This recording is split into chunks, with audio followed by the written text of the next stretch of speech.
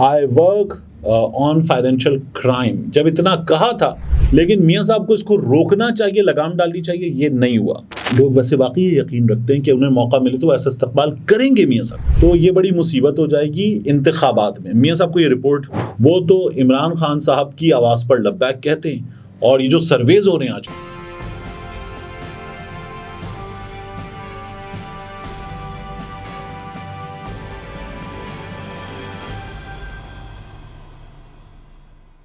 बिस्मिल्लाहिर्रहमानिर्रहीम, अस्सलाम वालेकुम। ये आपका अपना डिजिटल प्लेटफॉर्म है, मैं तारिक मतीन हूँ। सबसे पहले आपसे मुतालबा वही कि इमरान रियाज़ खान के लिए आवाज़ उठाइए। यह हमें लाजमी करना है कि हम इमरान रियाज़ खान के लिए आवाज़ उठाएं।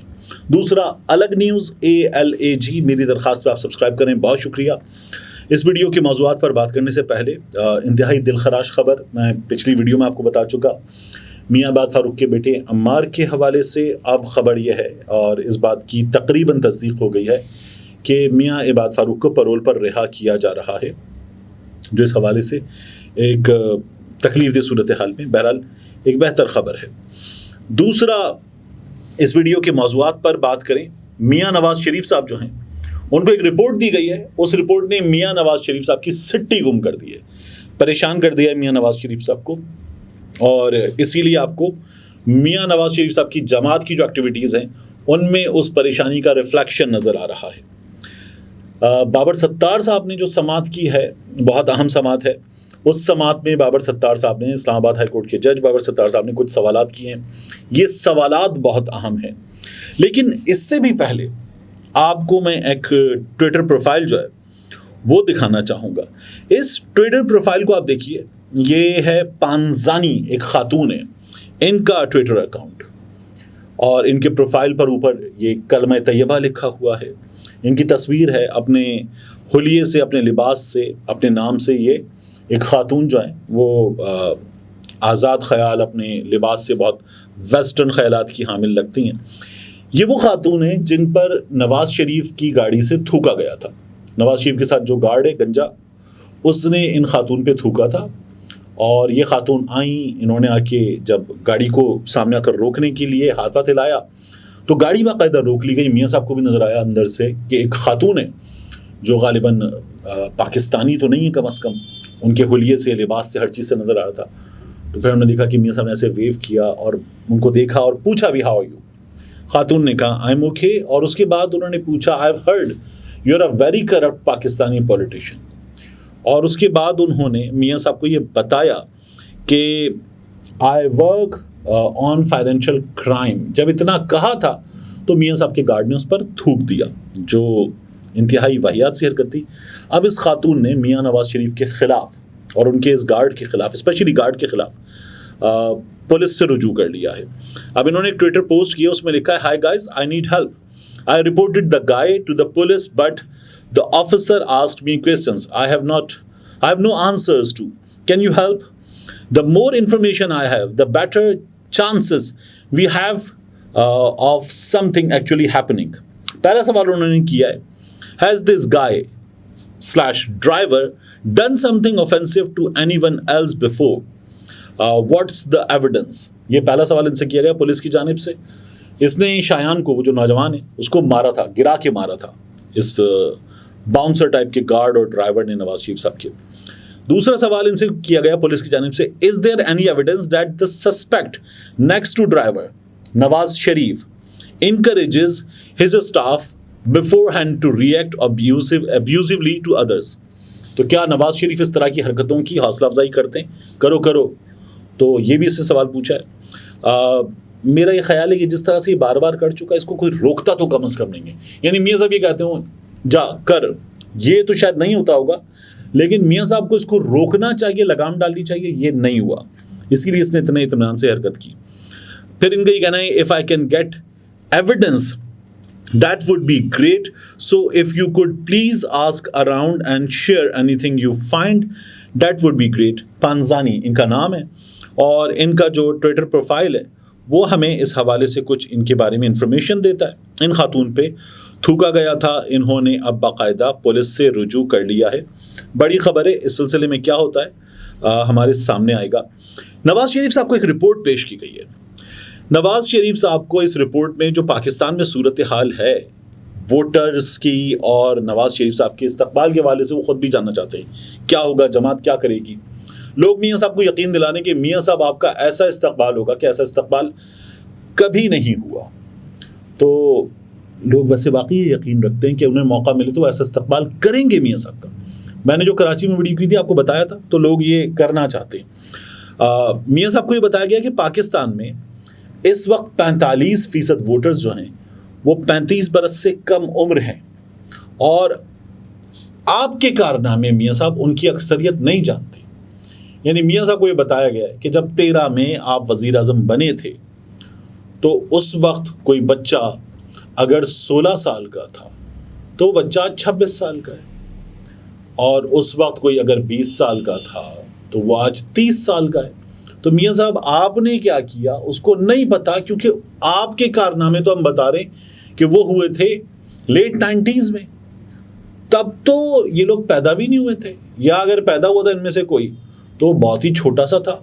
तो मियाँ साहब इनको तो नहीं पता क्या आपने क्या कर रखा है। तो ये बड़ी मुसीबत हो जाएगी इंतखाबात में। मियाँ साहब को ये रिपोर्ट दी गई, और इसी रिपोर्ट की बुनियाद पर अभी जो है ना मरियम नवाज शरीफ साहिबा यूथ से मुलाकात, और फिर जो यूथ के नुमाइंदे हैं जमात में उनको बाकायदा यूथ को मोबिलाइज करने के लिए आगे बढ़ाना, जोर देना, ये इसलिए हो रहा है कि इस वक्त बहुत बड़ी तादाद में, बल्कि बहुत बड़ी तादाद में नहीं, 95% ऑफ द यूथ वो इमरान खान साहब के साथ है।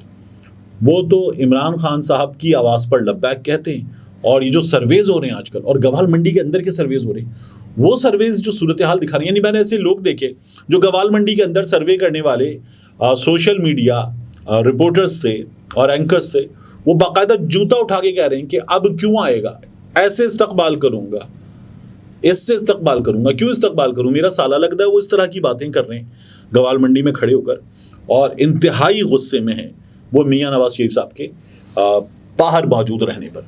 तो वो गवाल मंडी है मियाँ साहब का हल्का, वो लोग भी कह रहे हैं जाके बैठ गए मियाँ साहब बाहर, और हमारी ऐसी की तैसी हो गई है। तो 16 महीनों में इनकी जमात ने जो किया है उसने मियाँ साहब की सिट्टी गुम कर दी, इस रिपोर्ट ने मियाँ साहब की सिट्टी गुम कर दी, और मियाँ साहब परेशान है। मियाँ साहब का तरीका है ये सोशल मीडिया में, मियाँ साहब की जमात के जो लंदन में लोग काम कर रहे हैं उनमें मेरे 2 बहुत अच्छे दोस्त हैं। लाहौर में मैं जहाँ स्नूकर खेलता था तो एक साहब उनमें से, वो मेरे बड़े अच्छे दोस्त हैं और वो वहाँ पर मौजूद हैं। तो ये लोग जो हैं वो अक्सर मियाँ साहब इनसे कहते हैं पता करो, फिर ये फ़ोन करते हैं पाकिस्तान में दोस्तों को, सहाफ़ियों को, लोगों को, और उनसे पूछते हैं कि क्या चल रहा है।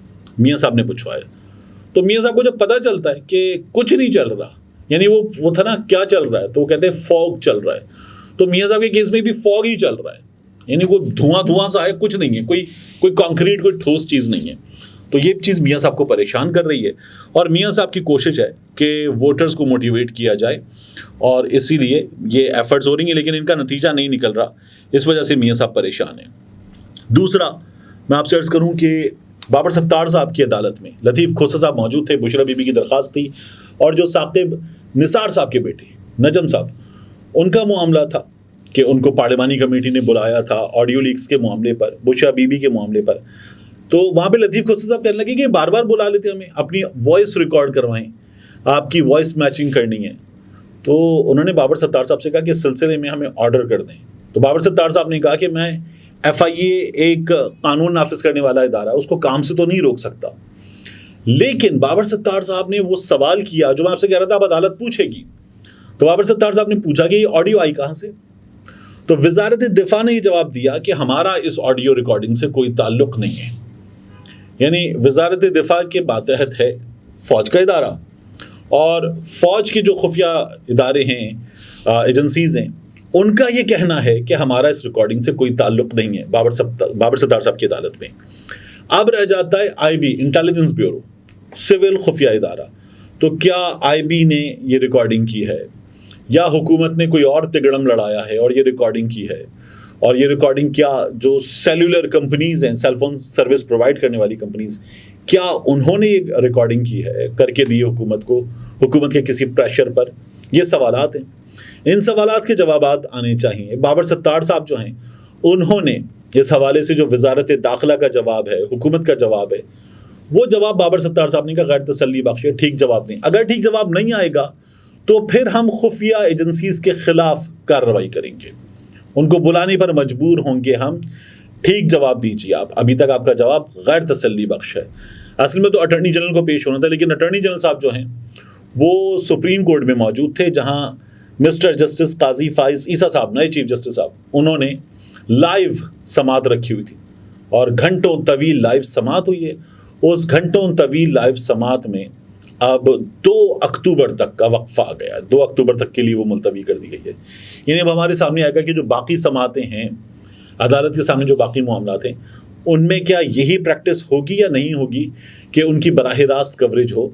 लेकिन बराह रास्त कवरेज के लिए काजी फैज़ी साहब का हमें शुक्रिया अदा करना चाहिए, काफ़ी कुछ खुल के सामने आ गया। वकीला को बोलने नहीं दिया जा रहा, यानी वकील दलाइल देगा तो अपने मौकिल का दिफा करेगा, दूसरे से जरा करेगा, लेकिन वहाँ वकीला को बोलने नहीं दिया जा रहा। और साथ में हमने ये भी देख लिया कि जज साहिबान के सवालों के जवाब दे रहे हैं जो वकीला से हो रहे हैं, तो जो डिवाइड है वो भी हमें नजर आ गई। और साथ में हमें नजर आया कि क्या ही ज़बरदस्त आलीशान सुप्रीम कोर्ट है हमारी। और हम इसी तरह से अपने वज़ीर आज़म हाउस को देखते हैं, ऐवान सदर को देखते हैं, वज़ीर आज़म ऑफिस को देखते हैं, तो हमें नज़र ये आता है कि जो गरीब कौम है, जो इंतहाई बुरे हाल में कौम है, इसका हाल क्या है। और इसके निगरां वज़ीर आज़म काकड़ साहब जो हैं, कुछ यूट्यूबर्स को भी लेकर चले गए हैं America, UNGA, United Nations general assembly, जहां पर वो खिताब करेंगे और इस गरीब कौम का हाल बयान करेंगे दुनिया के सामने। मिलते हैं इंशाल्लाह आपसे अगली वीडियो में।